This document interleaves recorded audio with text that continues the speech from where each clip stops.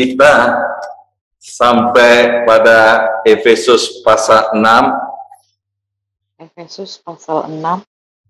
Hai anak-anak, taatilah orang tuamu di dalam Tuhan, karena haruslah demikian. Hormatilah ayahmu dan ibumu. Ini adalah suatu perintah yang penting, seperti yang nyata dari janji ini, supaya kamu berbahagia dan panjang umurmu di bumi. Dan kamu, bapak-bapak, janganlah bangkitkan amarah di dalam hati anak-anakmu, tetapi didiklah mereka di dalam ajaran dan nasihat Tuhan. Hai hamba-hamba, taatilah Tuanmu yang di dunia dengan takut dan gentar, dan dengan tulus hati sama seperti kamu taat kepada Kristus. Jangan hanya di hadapan mereka saja untuk menyenangkan hati orang, tapi sebagai hamba-hamba Kristus yang dengan segenap hati melakukan kehendak Allah. Dan yang dengan rela menjalankan pelayanannya seperti orang-orang yang melayani Tuhan dan bukan manusia. Kamu tahu bahwa setiap orang, baik hamba maupun orang merdeka, kalau ia telah berbuat sesuatu yang baik, ia akan menerima balasannya dari Tuhan. Dan kamu, tuan-tuan, berbuatlah demikian juga terhadap mereka, dan jauhkanlah ancaman. Ingatlah bahwa Tuhan mereka dan Tuhan kamu ada di sorga, dan ia tidak memandang muka. Akhirnya, hendaklah kamu kuat di dalam Tuhan, di dalam kekuatan kuasa-Nya. Kenakanlah seluruh perlengkapan senjata Allah, supaya kamu dapat bertahan melawan tipu muslihat iblis. Karena perjuangan kita bukanlah melawan darah dan daging, tetapi melawan pemerintah-pemerintah, melawan penguasa-penguasa, melawan penghulu-penghulu dunia yang gelap ini, melawan roh-roh jahat di udara. Sebab itu ambillah seluruh perlengkapan senjata Allah, supaya kamu dapat mengadakan perlawanan pada hari yang jahat itu dan tetap berdiri. Sudah kamu menyelesaikan segala sesuatu. Jadi berdirilah tegap, berikat menegakkan kebenaran, dan berbaju zirahkan keadilan. Kakimu berkasutkan kerelaan untuk memberitakan Injil damai sejahtera. Dalam segala keadaan, pergunakanlah perisai iman, sebab dengan perisai itu kamu akan dapat memadamkan semua panah api dari si jahat. Dan terimalah ketopeng keselamatan dan pedang roh, yaitu firman Allah, dalam segala doa dan permohonan.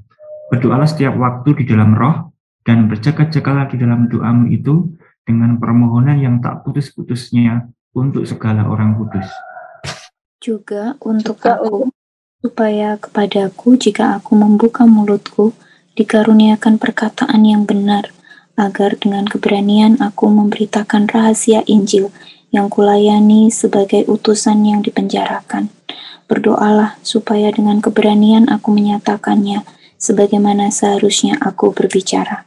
Supaya kamu juga mengetahui keadaan dan hal ikhwalku, maka Tikitus, saudara kita yang kekasih, dan pelayan yang setia di dalam Tuhan, akan memberitahukan semuanya kepada kamu. Dengan maksud inilah ia kusuruh kepadamu, supaya kamu tahu hal ihwal kami, dan supaya ia menghibur hatimu.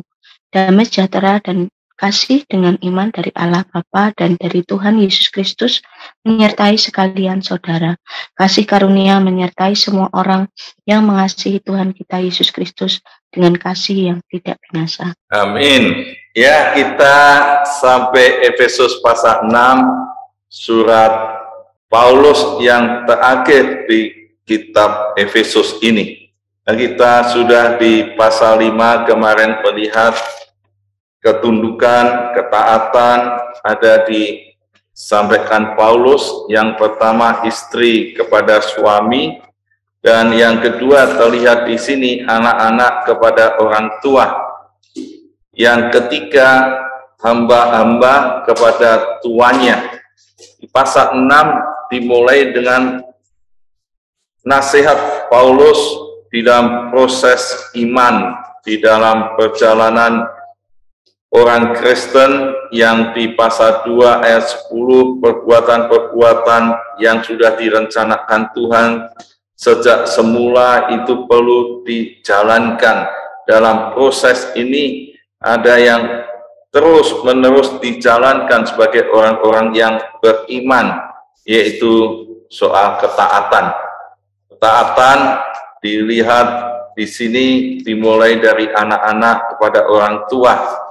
Jadi bagaimana taat pada Tuhan ditunjukkan pada taat pada orang tua, dan hamba-hamba dikatakan di sini taat kepada Tuhan seperti taat kepada Tuhan. Dan hamba-hamba yang seringkali hanya menyenangkan hati orang, menyenangkan bosnya, asa bos suka, asa bos senang, dan dia lupa bahwa dia taat ini berbuat demikian ya seperti taat kepada Tuhan. Dan anak-anak kalau dia taat pada orang tua, otoritas yang di atasnya, dia bisa taat juga pada Tuhan. Karena Tuhan yang tidak kelihatan, bagaimana anak-anak bisa taat kalau tidak taat pada orang tuanya. Nah, orang tua ya dikatakan juga supaya bapak-bapak jangan bangkitkan amarah dari hati anak-anak, tapi didiklah dalam ajaran Tuhan. Dan kalau dia dididik dalam ajaran Tuhan, berarti anak-anak pun akan menghormati orang tuanya. Dan ini kunci untuk hidup bahagia dan panjang umur. Dan kalau hamba-hamba dia taat pada tuannya, apa saja yang dilakukan, dia lakukan dengan kesadaran, kasih, dan ketaatan pada Tuhan, maka dikatakan Tuhan akan membalasnya. Ya, Tuhan akan membalasnya. Yang dari surga itu jelas akan membalas suatu kebaikan. Dan berikutnya kita bisa melihat peperangan rohani. Jadi dalam perjalanan iman Kristen, Paulus katakan akhirnya hendaklah kamu kuat di dalam Tuhan. Ya, tidak hanya taat, tapi juga kuat di dalam Tuhan. Dan di ayat 14, jadi berdirilah tegap. Jadi kuat dan tetap berdiri. Digambarkan seperti serdadu, pasukan atau prajurit yang memakai seluruh perlengkapan perang. Dan di sini diuraikan satu persatu. Dikatakan Paulus yang pertama dikatakan, ambillah seluruh perlengkapan senjata Allah supaya kamu dapat mengadakan perlawanan pada hari yang jahat itu dan tetap berdiri. Dan yang dipakai itu ya kita lihat ketopong keselamatan, ada lagi dikatakan berikat pinggang kebenaran, berbaju jihad keadilan, berkasut kerelaan pemberitaan Injil, perisai iman, dan ya pedang roh, yaitu firman Tuhan. Ini perlengkapan-perlengkapan yang lengkap ya, ini kita lihat untuk menghadapi musuh, yaitu roh-roh jahat yang ada di udara. Karena perang kita bukan perang terhadap manusia, tapi perang terhadap roh yang ada di angkasa, penguasa-penguasa, pemerintah-pemerintah. Dan kalau kita melihat di Efesus pasal 2, dahulu kamu sudah mati karena pelanggaran-pelanggaran dosamu dan mengikuti ya penguasa-penguasa yang ada di udara ini, yang jahat ini. Orang yang dikuasai penguasa-penguasa di udara, yaitu jelas untuk melakukan dosa dan berbuat dosa dan meninggalkan iman di dalam Yesus Kristus. Dan ini ya tantangan dan peperangan yang diberikan oleh si jahat iblis ini. Itu sebabnya harus waspada dan tetap kuat dan berdiri bertahan. Semua yang ada di perlengkapan ini, ada perisai, ada baju sirah, semua supaya menahan itu. Kalau kita lihat yang ada di perlengkapan ini, yang harus dilakukan, yaitu dia harus menyerang, atau minimal dia berdiri untuk bertahan, tidak boleh berbalik. Ya, kalau berbalik, kita lihat perlengkapan itu di belakang kosong, berarti kalau dia berbalik, dia bisa tembus karena panah atau lawan yang dari depan. Maka minimal dia harus bertahan, tetap teguh, berdiri, atau maju dengan pedang roh ini. Dan semua yang penting ada di dalam perlengkapan itu semua. Dan ini ketopong keselamatan. Kalau dilihat ini bagian ya ada di pikiran, ya ajaran-ajaran palsu, ajaran-ajaran yang jahat, yang menyingkirkan dari kebenaran. Kita perlu melawan dengan pedang roh, yaitu firman Tuhan, alat yang ofensif, yaitu pedang. Dan di situ Paulus juga menegaskan lagi, dalam segala doa dan permohonan, berdoalah setiap waktu di dalam roh. Ya, di pasal 5 kita melihat dipimpin oleh roh. Dan di pasal 6 di dalam peperangan rohani, peperangan menghadapi roh-roh yang ada di pemerintahan-pemerintahan di udara ini. Bagaimana melawan ini? Ya, berjalan dipimpin oleh roh, tapi juga berdoa dalam roh setiap waktu. Ada relasi yang intim dengan roh Kristus, dan ini kuasa yang diberikan Allah bagi orang yang percaya, supaya terus dalam relasi, dan ini tidak putus-putusnya dalam permohonan. Jadi berdoa dalam roh, yang kedua permohonan yang tidak putus-putusnya, artinya continue, terus-menerus, tidak ada persoalan terus berdoa, ada kesulitan berdoa, tapi ini tiap waktu berdoa, kesetiaan dalam doa, ini yang membuat dia menang, dan dia tetap bertahan di dalam iman. Dan berikutnya kita bisa melihat berdoa untuk siapa saja, yaitu untuk orang kudus dan untuk para pelayan Injil. Jadi tidak berdoa untuk dirinya sendiri. Ya, seringkali kalau disuruh ikut doa pagi, jawabannya, oh saya sudah berdoa sendiri. Ya, kalau berdoa sendiri itu sudah wajar. Tapi persoalannya, apakah kita mau mendoakan orang-orang kudus, pelayan-pelayan Kristus seperti Paulus, supaya Injil diberitakan dengan berani, dan orang-orang kudus jangan kalah dan terjebak dengan roh-roh jahat, akhirnya dia meninggalkan iman. Ini yang dibutuhkan. Jadi amanat teksnya ketaatan dalam Kristus, baik dalam keluarga, dalam pekerjaan, atau otoritas di atasnya. Dan orang yang percaya kuat dalam kuasa Kristus dengan memakai seluruh perlengkapan senjata Allah ini. Kita bisa cek, saudara bisa cek setiap pribadi, apakah saya punya sikap yang taat kepada otoritas yang di atas saya. Kalau saya jadi hamba, saya taat pada tuanya. Kalau saya jadi anak, saya taat pada orang tua. Kalau saya jadi istri, ya taat kepada suami. Ya, apakah ini punya hati, sikap? Seringkali begitu diberi nasihat, sudah merespon ngeyel, ya tidak suka. Ya, sudah, ini sikap ketaatan. Seperti pasukan, kalau disuruh jawabannya cuma ya.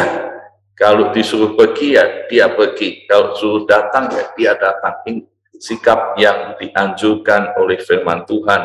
Dan hidup selalu bergantung pada kuasa Yesus, bukan kekuatan dan kegagahan saya, tapi oleh kuasa roh Kristus. Dan sudahkah saya berdoa dalam roh tiap saat, dan berdoa syafaat untuk orang lain. Dan ini yang dianjurkan Paulus. Maka saudara akan diberkati Tuhan. Amin. Mari kita merespon firman Tuhan, ya, mengajak kita untuk senantiasa taat dalam seluruh aspek hidup kita, hidup dengan seluruh perlengkapan senjata Allah, dan berdoa dalam roh. Kita angkat pujian banyak yang telah kau perbuat.